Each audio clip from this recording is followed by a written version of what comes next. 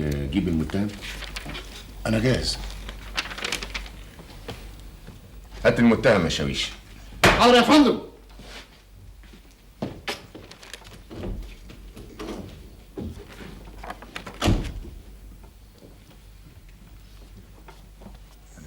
امشي يا متهم وبطل يا كعب.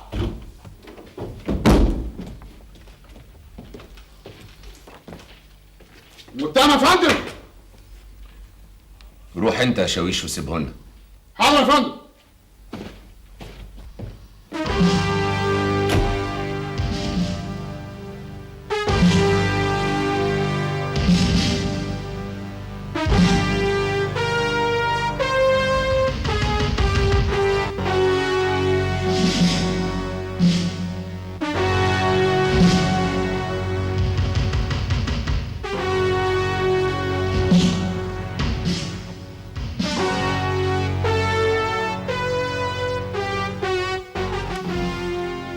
اسمك ايه؟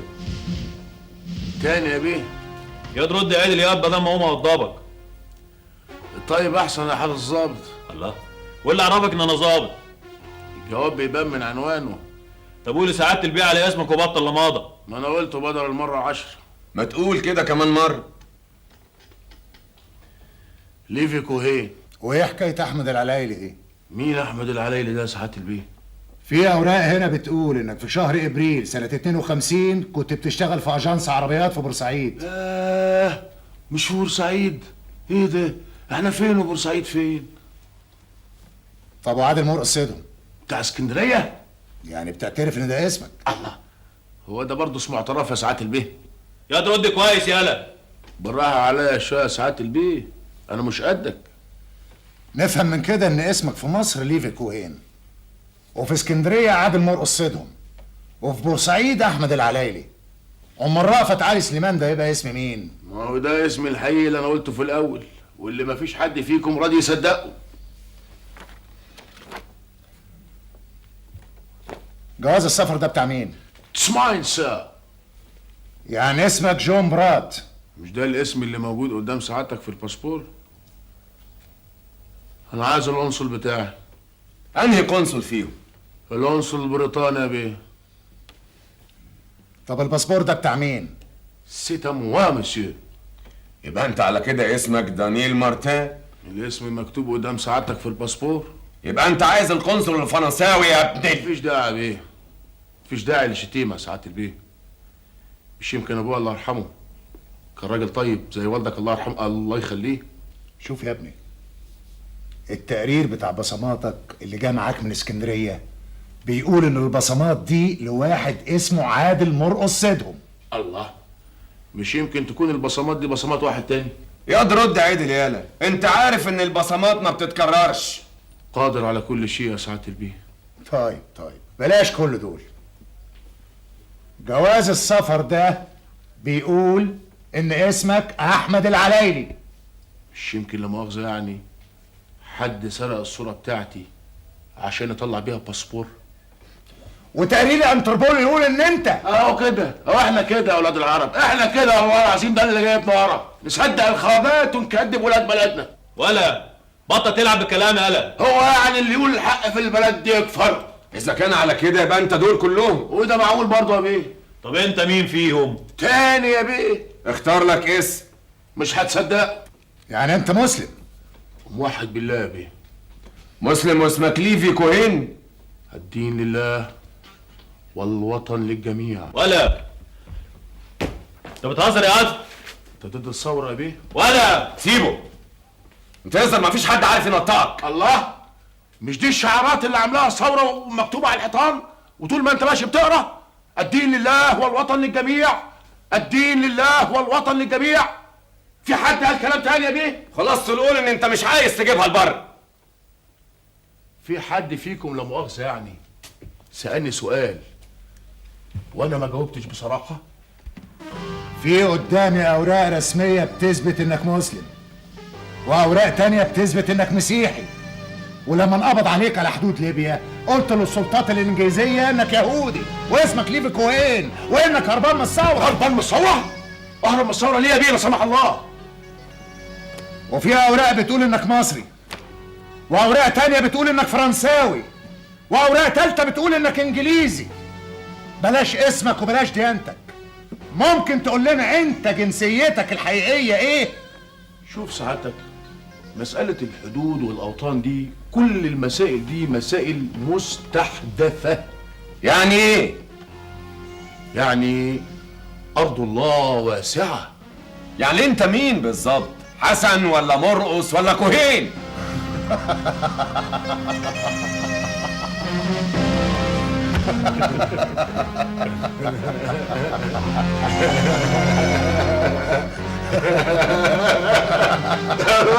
أنا إيه رأيكم بقى؟ أنا شايف لا مؤاخذة يعني إن الجلسة دي غير الجلسات إياها. يعني ايه يا هلا؟ ها؟ يعني ايه؟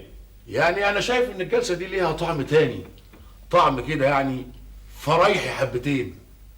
وبما إن يعني المسائل كده، فلا مؤاخذة يعني واخد بال سعادتك أنت، مفيش داعي بقى واخد بالك أنت، معلش شوية كده للأساور دي.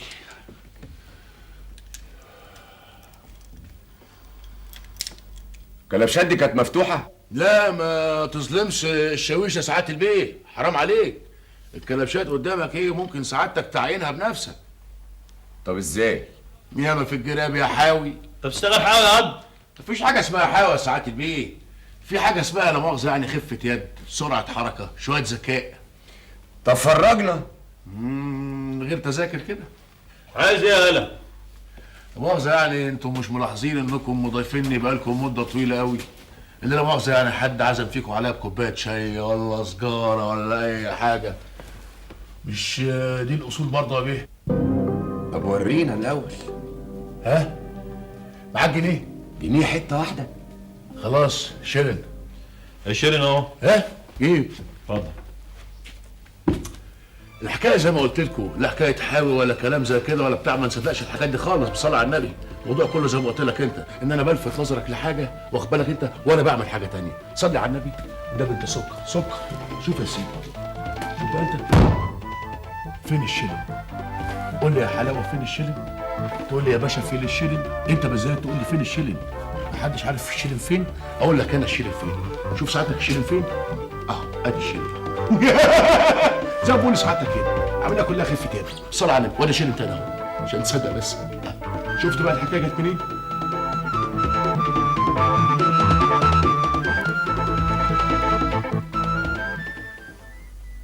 بس واد غريب جدا يا محسن. مش خساره المواهب دي كده تتبدد من غير فايده؟ لكن ما قلتليش يا محسن. خير يا رجل. ايه رايك؟ في ايه؟ الا في ايه؟ امال انت كنت جاي ليه؟ اوعى تقول لي الواد ده كمان ما ينفعش. لسه مش عارف يا رشدي، سيبنا افكر شويه. لكن ما قلتليش انت كنت عايز الواد ده في ايه؟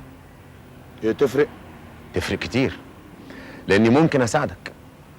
صدقني ما تفرقش. تصبح على خير. وانت من اهله. انا متشكر قوي تعبتك معايا. لا مفيش تعب.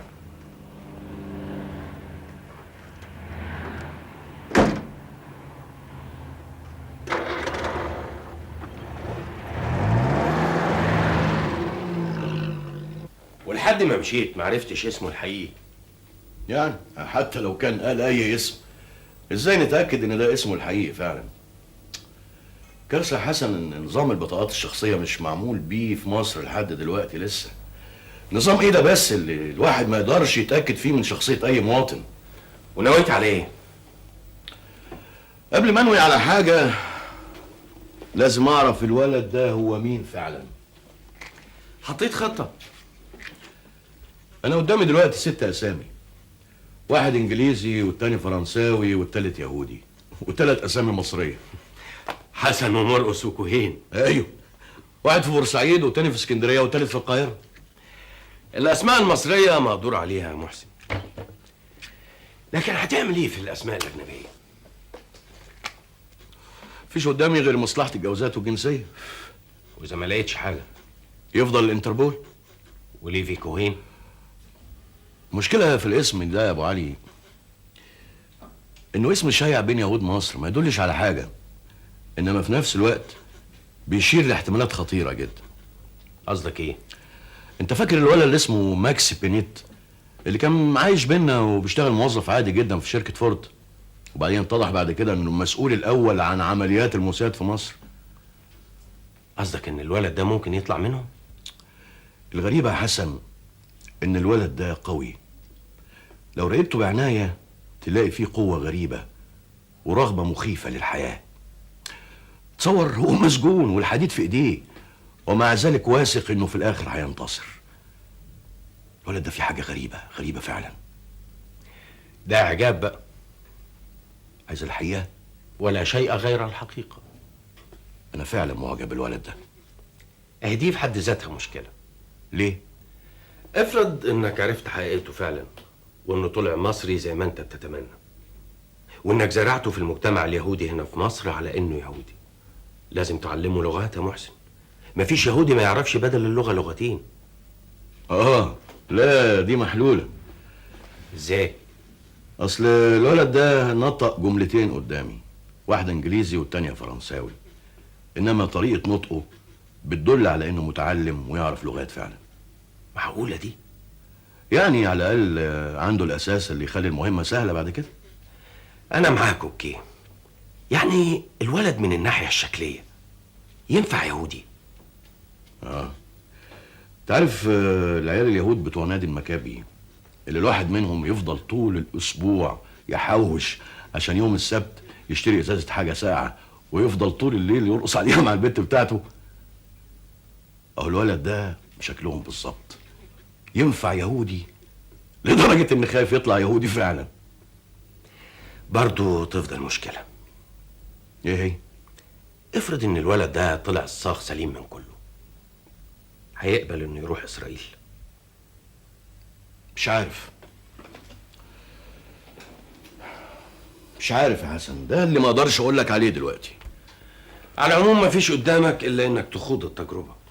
مش كده؟ هتحط خطتك امتى؟ انا خطتي بدأت فعلا من ساعة وشوية. هتعمل ايه؟ اولا لازم اضيع اثر الولد ده تماما، لازم امحيه من الوجود نهائي. ازاي؟ الاسامي الستة لازم تختفي، وتختفي معاها كل ورقة بتدل عليه او تشير اليه من اي قسم او مركز او مديرية. لازم الولد ده يتحول الى شبح يتبخر في الهواء. لازم. برضو ازاي؟ شوف يا سيدي، اوامرك يا سعاده الباشا. حاضر يا فندم. طبعا عارف، ما انا جبته هنا امبارح بالليل. حاضر يا سعاده الباشا، مع السلامه. ادي تعليمات لسجن الاستئناف يجهزوا الولد ليه في جوهين عشان الترحيل، وقول لهم كمان يحضروا الملف بتاعه ورقه ورقه، عشان في مخصوص هيجي من الداخليه عشان ياخده. غريب يا فندم. ايه هو الغريب؟ سعادتك اطلعت على الاشاره دي؟ اشاره ايه؟ اشاره لسه واصله من الداخليه، طالبه ترحيل ليفو كوهين لاسم السيده زينب مع مخصوص. يظهر انه طلع من الولاد اياهم بتوع المتفجرات. طب وايه اللي يخلي سعادتك تقول كده؟ لانه مساعد الحكمدار لسه مكلمني حالا وطالب ترحيله. عموما خليهم يجهزوا كل حاجه، ولما يبقى يوصلوا مخصوص اهم يزحلقوه معاهم. بس يا فندم سعادتك قلت ايه مالك؟ هو سعادتك مش هتقول لمحسن بيه؟ محسن مين؟ قصدك محسن ممتاز؟ ما هو سعادتك قلت انه يا سيدي محسن شايف لغايه دلوقتي يجي 20 واحد وكلهم ما ينفعوش. طب ليه يا فندم؟ اناش عرفني. انا بيتهيألي محسن نفسه ما هوش عارف هو عاوز ايه بالظبط. بس يا شاويش، كلمة مني كلمة منه رفع عليا الكرسي، اسكت له؟ معقول؟ يا روح ما بعدك روح. قول لهم ظلم يا شاويش، وعهد الله ظلم يا شاويش. سيجارة يا شاويش. ها؟ تكسفنيش بقى. مقبولة منك. ها؟ تعمل ايه يا خواجه؟ تعمل ايه؟ ايه؟ الكبريت في الجيب ده؟ طب انا اطلعهولك. الجيب ما فيهوش غير الجنيه ده. رزقك في رجليك يا عم. انت بتقول ايه يا خواجه؟ عيب يا راجل، والله ما هو راجع. ها؟ يمين 3 بالله العظيم 3 ما هو راجع يا راجل. عيب يا راجل، ده كفايه وشك اتسمع والفسحه اللي ما كانتش على البال دي. انت اللي قلت نمشي على رجلينا وما نركبش طرمال. معاك ولعه؟ معايا ولع. اتفضل.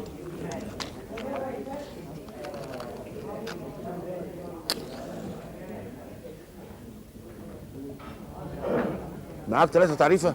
معايا 3 تعريفه. ليه؟ طب تعالى معايا بقى، الهي ربنا يفتحها في وشك يا رب وما اشوفكش غير وانت معلق نجمتين. اجي معاك فين؟ اطمن على امي بس في التليفون اللي عند البقال اللي هناك ده. اصل بعيد عنك من يوم ما حصل اللي حصل، ما كلمتهاش في التليفون غير مره واحده بس. قلت لها اني في مأموريه هتاخر فيها يومين ثلاثه، ودي بعيد عنك صاحبة عايه يعني، ودلوقتي عدى اكتر يمكن من 3 جمع وما تعرفش عني اي حاجه شويش. اسمع يا خواجه، لو كنت بتلعب ملعوب من ملاعيبك انا براءه، وانت الجاني على روحك في اللي هيجرالك. عايز جنيه كمان؟ لا مش العباره. طب اطلع ب3 تعريفه عشان يتكتب لك 3 قراريط في الجنه. قول يا رب. اتفضل 3 تعريف اهو. اب هصرف عليك كمان. اتفضل. مساء الخير يا حاج. شويه كده شويش.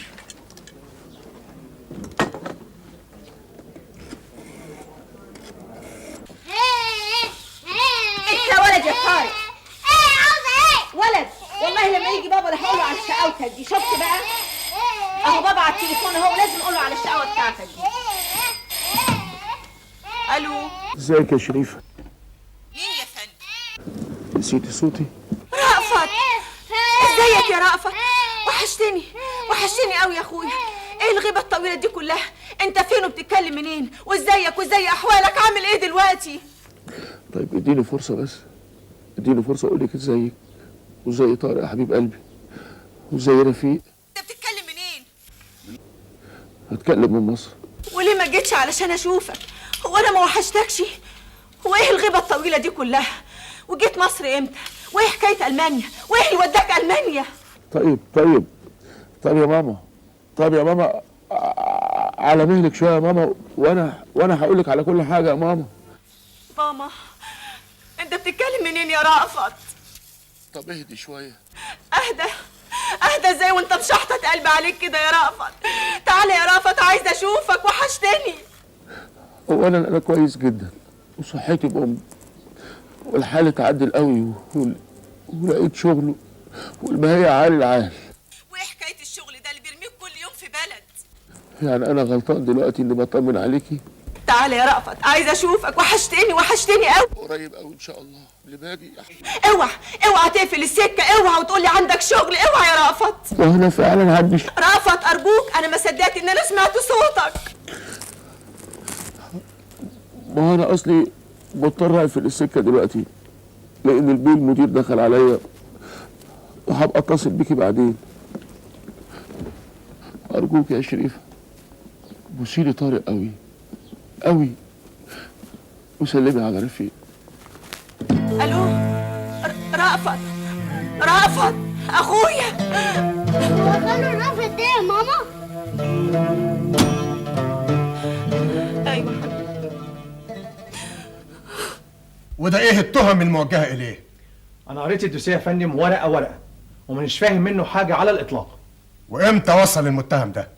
لسه يا فندم يا دوب من 10 دقايق بس. وده اترحل منين؟ من سجن الاستئناف يا فندم. ومين اللي امر بترحيله؟ الداخليه يا فندم. انت بتقول يهودي؟ الملف اللي قدام سعادتك يا فندم بيقول ان اسمه ليفي كوهين، انما يبقى لقحوا في التخشيبه لحد ما يطلبوا تاني او يرحلوه، يظهر انه وراه حاجه. انا عاوز محامي، انا عاوز العنصر بتاعي. ادخل يا متهم وبطل دوشه. الله، انا عاوز اعرف انا هنا ليه؟ انا عاوز محامي.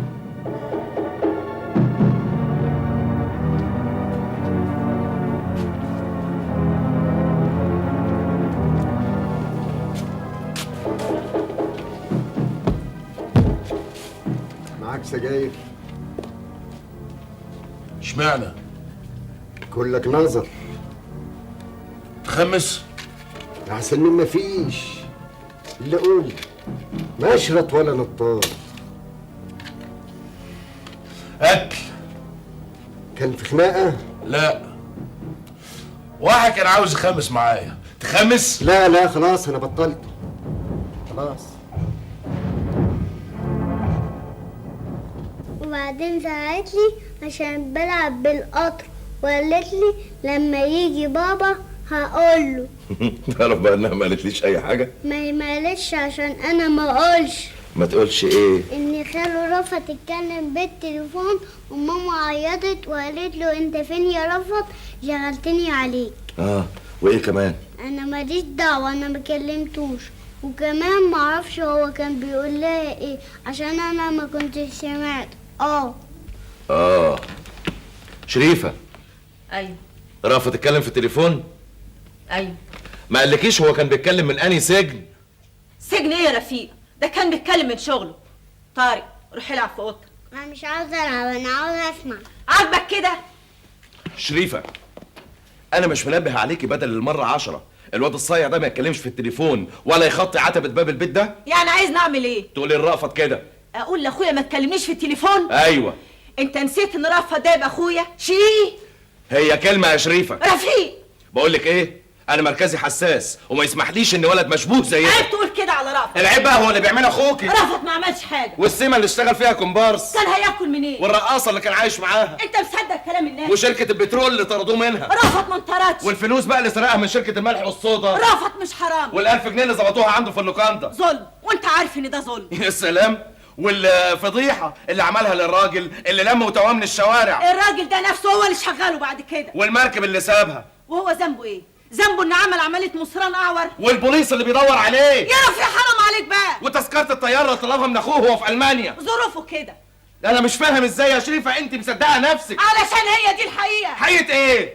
الحقيقة بقى ان اخواته اللي هم اخواته محرجين عليه دخول بيوتهم، فازاي بقى انا اسمح له بعد كده انه يدخل بيتي؟ وانا ما اقدرش اقول لاخويا ما تكلمنيش في التليفون. شريفة، لاني عايزاه يكلمني يا رفيق. انت بتتحدي يا ربتي؟ انت اللي بتقول كده يا رفيق. عموما ليك اهل يترد عليهم. يا اخي حرام عليك. هو ايه؟ انتوا والزمن عليه. انا هبعت اجيب اخواته هنا علشان يتصرفوا معاه، واذا هم بقى ما عرفوش يتصرفوا انا ليا تصرف تاني وهتشوف يا شريفة. ايه يا فندم، الباسبور الفرنساوي ده طلع بتاع طالب في السربون اسمه دانيال مارتان. فعلا يا فندم. وده كان في مصر بيعمل ايه؟ والله اللي مكتوب في النموذج ان هو كان في مصر في اجازه دراسيه يا فندم. كان بيدرس ايه؟ والله مش واضح في الاوراق، انما انا لما سالت في السفاره قالوا ان هو كان بيدرس اثار فرعوني. ده كان نازل فين؟ في لوكاندا درجه تانية، كان في شارع. الباسبور بتاعه ايه اللي حصل له؟ والله انا تحريت في الموضوع ده بعد ما حضرتك سالتني، وعرفت ان الباسبور بتاعه اتسرق وعمل له محضر في قسم الازبكيه. طلع باسبور تاني؟ والله السفاره طلعت له باسبور تاني وسافر بعدها على طول. طب والباسبور الانجليزي؟ اهو ده اللي ملهوش اي اثر خالص يا فندم، لا في السجلات هنا ولا في اسكندريه. مفيش حد دخل البلد باسم جون برات. انما في حاجه غريبه هنا يا فندم. ايه؟ والله لقيت بلاغ عن باسبور انجليزي ضايع بنفس الرقم ونفس المعلومات يا فندم، انما بتاع واحده بنت انجليزيه كانت جايه هنا البلد في رحله سياحيه. اسمها ايه؟ اسمها جوان برات، بالجون جوان. ودي برضه كان باسبورها ضايع؟ ايوه يا فندم، وعملت محضر اهو واستخرجت باسبور جديد، والسفاره طلعت لها الباسبور، بس ما سافرتش على طول، سافرت بعد منها باسبوعين. يعني الباسبورين كانوا مفقودين وبنفس الطريقه؟ ايوه يا فندم، موجود هنا. الاولاني كان بالبلاغ عنه في يوم 2/10 سنه 51، والتاني في 4/1 سنه 52 يا فندم. اهو، وقبل منهم كان برضه في جواز سفر تالت ضايع بنفس الطريقه في شهر 6 سنه 51. ده كان جنسيته ايه؟ ده كان جنسيته مصري يا فندم. اسمه ايه؟ اسمه احمد العلايلي. وريني كده. اهو يا فندم.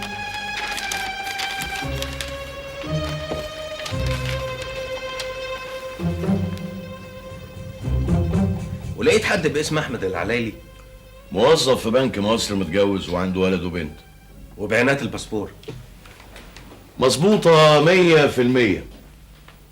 تاريخ الإصدار وتاريخ الانتهاء وتاريخ الميلاد. ابن الجنية. ومش كده وبس. ايه تاني؟ كان بيشيل الصورة الأصلية ويحط صورته بدلها، ويقلد الختم بشكل مستحيل إنه يتكشف. واسم البنت الإنجليزية؟ ما كانش صعب عليه إنه يغير الاسم من جوان برات لجون برات. لولا العرق اللي يغرق الباسبور من غير ما ياخد باله، ما كانوش الإنجليز اكتشفوا التزوير على الحدود الليبية. الله، معنى كده ان الولد ده محترف سرقه الجوازات. معنى كده ان الولد ده ما هواش دانييل مارتان ولا جون برات ولا احمد العلايلي. يفضل 3 اسامي. ليفي كوهين ورأفت الهجان وعادل مرقص سيدهم. ايه على فين؟ عايز اعرف الولد ده عمل ايه من ساعة ما خرج من سجن الاستئناف لحد ما راح السيدة زينب. هو يا فندم من ساعة ما اداني الجنيه رشوة وهو طمن لي تمام. ما عرفتش كان بيتكلم مع مين في التليفون؟ انا سمعته يا فندم بيقول يا ماما، لكن ما اعتقدش انه كان بيكلم والدته. ولا عرفت النمرة؟ بصراحة يا فندم انا حاولت لكن ما يمكنليش ابدا، ثم ان الصوت كان واطي جدا. ما حاولش يهرب رغم ان سعادتك نبهتني لحكاية الكلبشات الا انه حتى ما حاولش. ولما دخل الاسم حصل ايه؟ لما دخل التخشيبه هلل الشويه بتوعه وقال انا عاوز محامي هاتوا له القنصل بتاعي وبعدين سكت. وجعفر دخل التخشيبه معاه؟ اللي اعرفه يا فندم ان جعفر دخل التخشيبه قبل منه بنص ساعه. وايه اللي بيضحكك؟ اصل يا فندم لما وصلت الاسم سمعت ان جعفر لما دخل الاسم هو ودكروري كان دمه ساح بحقه حقيقي وكان متعور بجد. طيب ما تنساش تعمل اللي قلت لك عليه بالظبط وتبقى تبعت اكل لجعفر في التخشيبه. فين الشغب في الطريق العام؟ خير يا شويش، افراج سم هاري ما بيحوقش.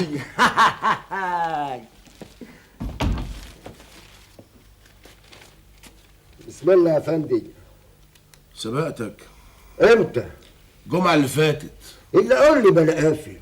اشمعنى بلا قافيه؟ شفتك فين قبل كده؟ في السيمة. اسمك ايه بقى في السيمة؟ انا الوردي؟ لا انا مش انور وردي ولا حاجة، انما انا بني ادم. يا رب دي فرصة. الله غني. يا رب ترجع ومبقاش بطل، المخرج مستنيك. يا سلام يا فندم، انا مش ممثل، انا ما ينفعش. والله تنفع. يعني ما سمعتيش المخرج لما كان بيشتري؟ المخرج حتى لو كان المخرج. مخرج كل الناس ومتاح لكل الناس، بس انا طيب وزي اللبن الحليب، اشمعنى انت بقى اللي تعبت؟ لان انا عندي كرامة. عندك كرامة ولا عشان المكنة المفعوصة اللي جوه؟ يا سنية كفاية مخرج يا سنية. يا استاذ رامز الجو جاهزة. بالله يا حبيبي اشرب ميتها. لا انا في البيت.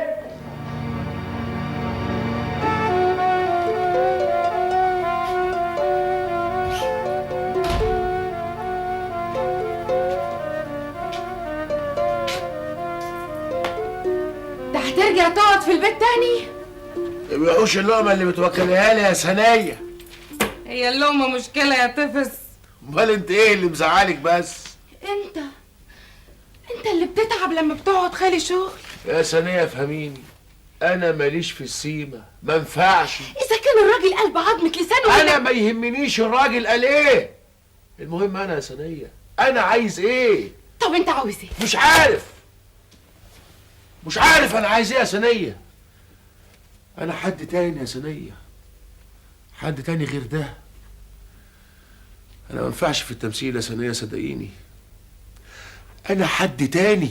معناها ايه الكلام ده؟ متأكد ان الاسم مش موجود؟ طب اسمع، سيب اسكندرية واطلع الدخيلة، لو ما لقيتش حاجة هناك شرق على رشيد، اتصل بالرجالة بتوعك في البيضة وكفر الدوار. مش عايزك ترجع الا لما تجيب لي قرار عادل مرقص سيدهم ده من تحت الارض. اتصرف يا اخي. مع السلامة. ايه الاخبار؟ انا رتبت كل حاجه في اسم اول جيزه حسب تعليمات سعادتك يا فندم. و هيترحل امتى من اسم السيده؟ زمانه بيترحل دلوقتي يا فندم. ومين اللي هيروح معاه من اسم السيده لاسم الجيزه؟ محمود سكر يا فندم. لا انتوا التعليمات؟ تمام يا فندم. طب اسمع، جهز لي نفسك عشان ننقله من الجيزه للزيتون بعد كام يوم. انا من حق يا سعادة البيه اعرف ايه اللي بيحصل لي ده. وعاوزني اعمل لك ايه؟ ولا حاجة، بس اعرف انا جاي هنا ليه. يا ابني ملفك ما فيش اي حاجه تدل على اي شيء.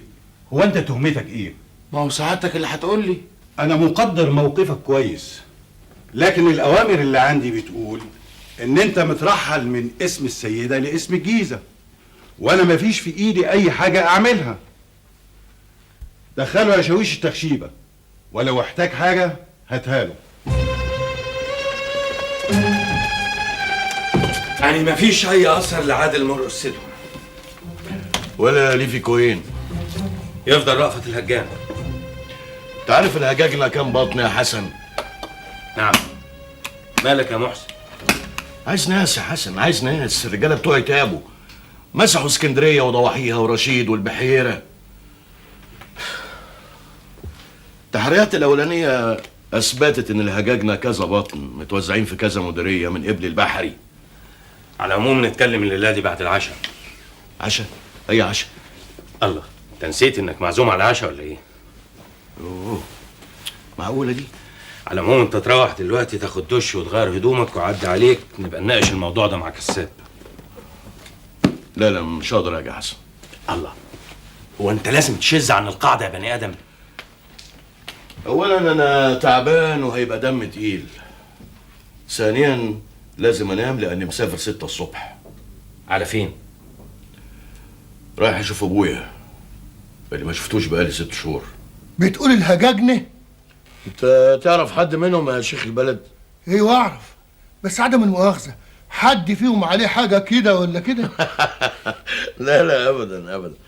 اصل الحقيقه واحد زميلنا عايز يناسبهم. لا بقى اذا كانت العباره بالشكل ده اللي يجيب لك اصلهم وفصلهم ابوك الشيخ متولي. ابا متولي؟ زعق له شويه يا ابني يا محسن. انت نسيت ان سمعه تقيل ولا ايه؟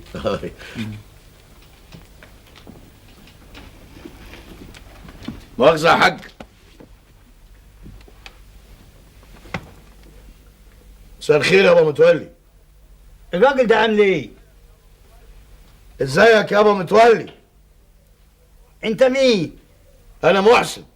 محسن مين؟ ده محسن بيه ابن جناب العمدي. هو مش بقى ظابط؟ بقول لك ايه يا ابا متولي، انت تعرف ايه عن الهجاجنه؟ الهجاجنه يا محسن يا ابني 3 بطون. الهجان الكبير جه مصر قبل هوجة عرابي ب10 سنين، وشد الحاله على الشرقية واشترى حتة أرض وقعد هناك، ومات قبل ما يقوم سعد باشا زغلول ب2 ساب 3 أولاد و6 بنات. ولدين منهم خدوا نصيبهم من اللي فاتوا أبوهم، أصله كان بيتاجر في الجمال وكان عنده الذهب بالأفف. واحد منهم شرق على دمياط، والتاني قبل على سوهاج وحط الحاله هناك. والاخ التالت يابا متولي ما زال في الشرقيه لحد دلوقتي. لكن قول لي يا محسن، انت بتسال ليه؟ عاوز تناسبهم وتتجوز على مراتك؟ المجموعة التانية تطلع على دمياط. المجموعة التالتة على سوهاج. مفهوم؟ مفهوم يا فندم. وانت تحرياتك هنا ما وصلتكش الحاجة؟ انا عرفت يا فندم ان في ضابط في الجيش متجوز من الهجاجنة. اسمه ايه؟ صاغ محمد رفيق. محمد رفيق متجوز من الهجاجنة؟ هو سيادتك تعرفه يا فندم؟ متجوز من اي بطن؟ بطن؟ لا مالكش دعوة انت بالحكاية دي، خليك في اللي انت فيه. عايز معلومات كاملة ودقيقة. ان شاء الله يا فندم. مع السلامة.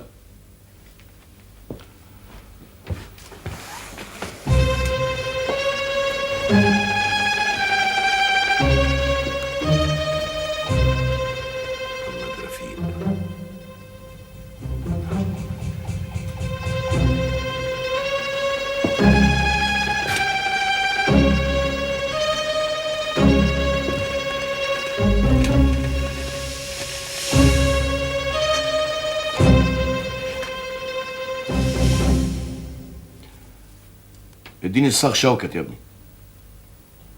عنده ايه؟ طب ابعت بسرعه قول له بكباشي محسن ممتاز عايزك. صرافة عسكري واستنى على الباب. الو، اهلا، ازيك يا محسن؟ ايه يا راجل؟ ايه اللي فكرك بيا؟ محسن زعق شويه انا مش سامع. ايه؟ الليله النادي؟ ماشي ماشي يا محسن، الساعة 8 بالدقيقة هكون جاهز. مع السلامة. ايوه يا محسن، نخش بقى في الموضوع. موضوع ايه؟ الله، انت هتعمل عليا مخابرات يا انت ولا ايه؟ ايه الحكاية؟ ابدا، الحكاية ملهاش علاقة بالمخابرات. امال لها علاقة بايه؟ بالجواز. جواز؟ انت هتتجوز على مراتك؟ راجل حرام عليك. تعرف زهير ابن عمي؟ انت ليك ابن عمي اسمه زهير؟ المحامي اللي متخرج من سنتين ده. ده ماله؟ في عريس متقدم لاخته من عيلة الهجان. ايوه، طب انا مالي؟ انا سمعت ان رفيق متجوز منهم. محمد رفيق؟ ده مراته من هجاج من دمياط. عايزك بقى تسألوا لي على عريس. طب ما تسأله انت. وانا فكرت في الحكاية دي، انما كون العروسة بنت عمي يعني حسيت ان ده ممكن يسبب له شوية احراج. ده علاوة على ايه؟ يعني رفيق عارف ان انا في المخابرات ويمكن يخاف يقول كل حاجة قدامي. وده محسن. ما تبقاش عيل بقى واسألوا لي. ما تقولوش ان العروسة قريبتي وبقى اديني تليفون بكرة الصبح في المكتب. طب اسأل عن ايه يا اخينا انت؟ على العريس. طب مش تقولي الاول اسمه ايه؟ اسمه انا معايا الكارت. اسمه يا سيدي رأفت عاوز يتجوز. ودي فيها ايه يا اخينا؟ اسمع يا شوكت، انت اخ وصديق وزميل ودفعه. انا مانيش فاهم ايه اللي جرالك. العروسه تهمك؟ قلت لك بنت اختي. وما قالكوش بقى هو متخرج من انهي سجن؟ سجن؟ شوف يا حضرة الصاغ، رأفت علي سليمان الهجان ده يبقى اخو المدام، ودي حقيقة انا ما اقدرش انكرها، لكن طبعا انت عارف ان كل عيلة فيها وفيها. طب بالراحة عليها شوية بس علشان افهم. عاوز تفهم ايه؟ افهم كل حاجة عنه بالظبط. اسمع يا سيدي. ايوه رد سجون. كل ما يشغلوه في شغلة يترفد منها بفضيحة. شوف يا سيدي، اشتغل كومبارس في السينما، وكان عايش عند واحدة رقاصة اسمها سنية، واختلس 1000 جنيه من فرع شركة الملح والصودا، وكانوا هيودوه في حديد لانهم كرا يا محسن. اكمل ايه؟ ما كفايه كده. انت بتقول ايه يا شوكت؟ انت متأكد انك سألت على رأفت علي سليمان الهجان؟ ايوه متأكد يا محسن. يكون في علمك انك مش هتقدر تدبسني في حاجة من الحاجات دي بعد كده. نعم يا اخويا، وبتضحك كمان. طيب اوكي، يوم الثلاث في النادي، اوعى تتأخر. طيب يا محسن، مع السلامة.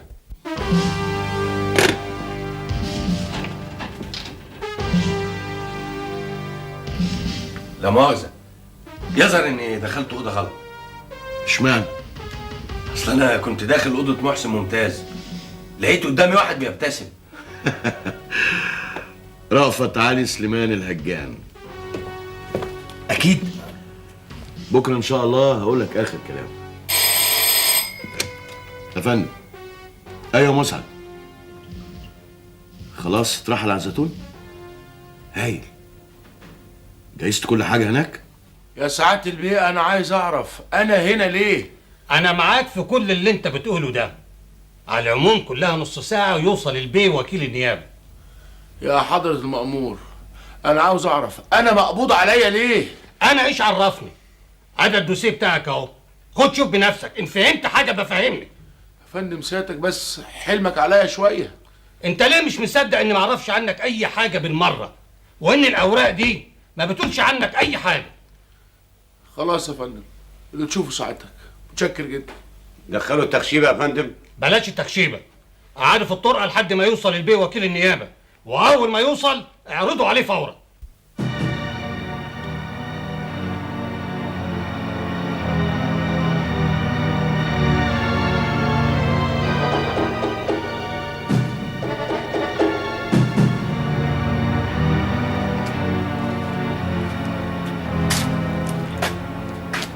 مفيش خبر عن وكيل النيابه يا شاويش؟ وكيل نيابه بعد نص الليل. ايوه بس انا هنا يا شاويش من الساعه 12 الظهر. وعاوزني اعمل لك ايه؟ اجي اسايرك واسليك؟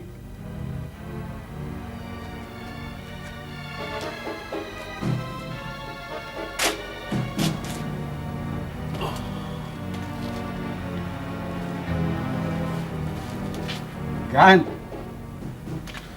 كوبايه شاي وسجاره. ابعت اجيب لك اكل. كوبايه شاي وسجاره.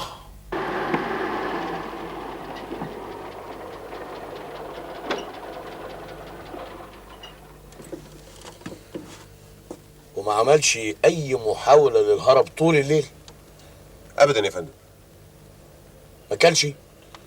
الحقيقه رفض ياكل وايه مالك؟ ابدا، بيتهيألي انه رفض ياكل عشان ما كانش معاه فلوس. بقاله قد ايه ما كلش تقريبا؟ النهارده يبقى 48 ساعه بالظبط. انت عارف هتعمل ايه كويس؟ ما يكونش عندك فكره يا فندم. بالسلامه انت، ربنا معاك. مع السلامه يا فندم. قوم يا متهم، انت انطرشت ولا ايه؟ ايه؟ في يا شاويش؟ البيه وكيل النيابه وصل وعايزك.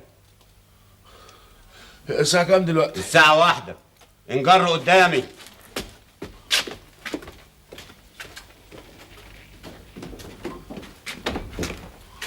تمام يا فندم، متهم.